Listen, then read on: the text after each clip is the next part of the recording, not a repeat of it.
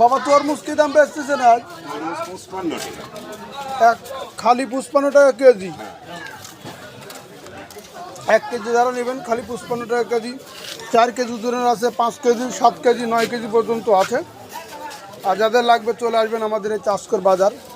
সামনে মাহে রমজান মাস, আমরা জানি অনেকে অনেক কিছু কিনে ইফতার করতে চাই। এখানে খেজুর দেখতে পাচ্ছেন, একদম টাটকা খেজুর, দামে কম মানে ভালো, এগুলোও পাবেন। এটা কত করে যাচ্ছে আজ খেজুর?